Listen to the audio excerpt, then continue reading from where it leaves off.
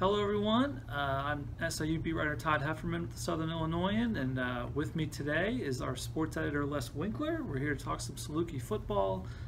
SIU is playing at Memphis Saturday night, 7 p.m.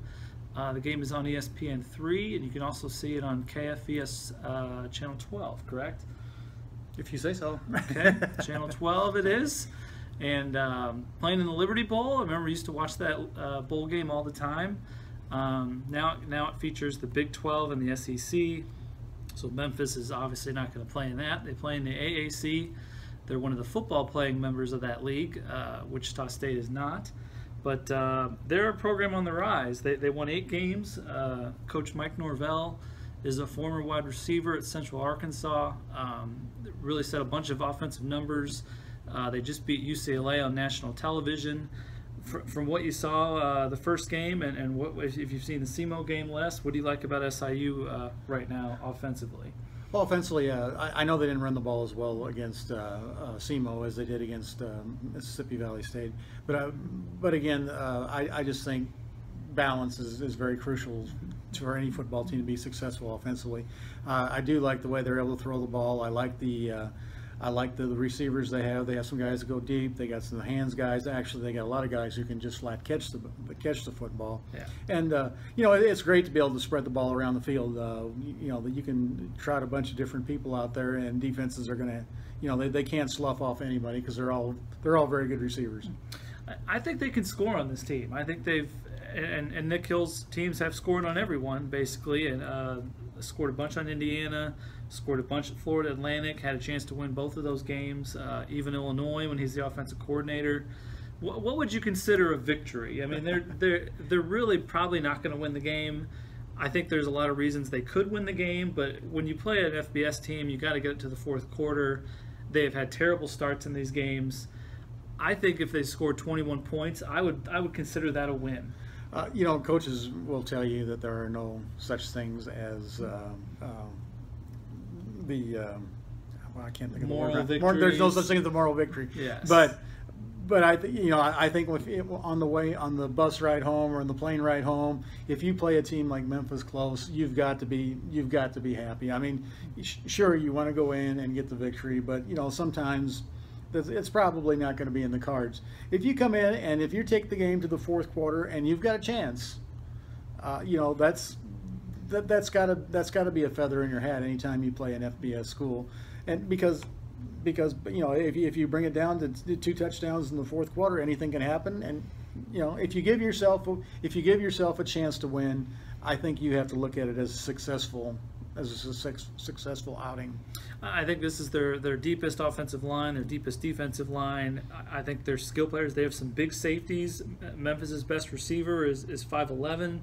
Now he catches everything just like Raphael Leonard, but he set single season records for Memphis last year: touchdown catches, receptions, and yards. Their quarterback is projected as to be a possible first-round draft pick, but he's only completing about 50% of his passes. He's not as accurate. He has a tremendously strong arm, and he's tremendously athletic. So this will be SIU's real first test of a run-pass option with the quarterback. But I think they're about as well equipped as they can be defensively for somebody like that. Yeah, it's pretty clear that the rest of the schedule is going to be different than the first 2 games. I mean, they're stepping up into. Fair point. I mean, it's a whole different level that they're going to be playing right now. The first game I was able to attend. The last game I didn't see much, but I like the fact that they aren't missing many tackles. And obviously, when you play a team like this that's got very good skilled people, you can't afford to give them extra yards after the catch, after they get hit at the line of scrimmage. So I like that about this team, and it's sort of what you expected with this with this group of defensive players who started out very young a couple years ago, and now they're a more experienced group. And that's just something you have to do. You have to minimize the damage when they make plays. And make big plays yourself. So, we'll see. It's a very athletic defense in my estimation. So yeah. We'll see what happens. Do you remember much from the game in Indiana and the win at Northern Illinois, which is their last win? I think that was in 2007. So I think Nick was still the starting quarterback that year. They made the semifinals.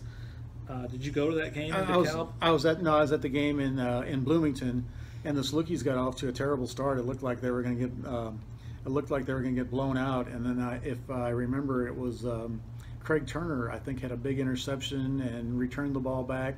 SIU got on the board and kind of stemmed the momentum a little bit and gave them a little confidence and showed that they could play. Showed that they could play with Indiana. Now, that was we know that team is one of the best SIU teams of all time. I mean, they proved it later on in the year.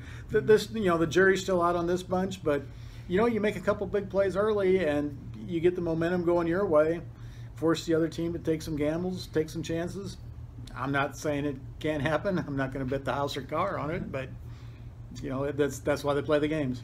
Typically, you need some luck. You need a special teams play. You need a fumble or interception return. A bad play by Memphis, basically. But I do think they'll be able to score on this team. Memphis has some elite skill players on offense. Defense, really, they've got a relatively new secondary. They've only got one returning starter in the secondary. They start a freshman nose tackle, plays a lot, freshman corner. And SIU is very young on defense, but I think they're more talented than they were last year overall. They have a lot of sophomores that played as freshmen that have started every game this year.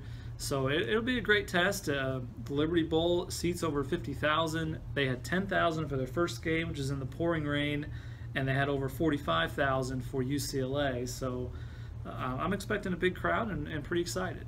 Well, it's a cliche whenever. It's a cliche, but it's especially true when you play above your class like this. Turnovers. I mean, turnovers could make a huge difference in the game. Mm-hmm. If the Salukis force several turnovers, who knows? If Memphis forces several, it could be a very long night. Yeah, we'll see. It's a late kickoff, 7 p.m. So see our website, thesouthern.com, for our complete coverage, and hope to see you there. Thanks for joining us.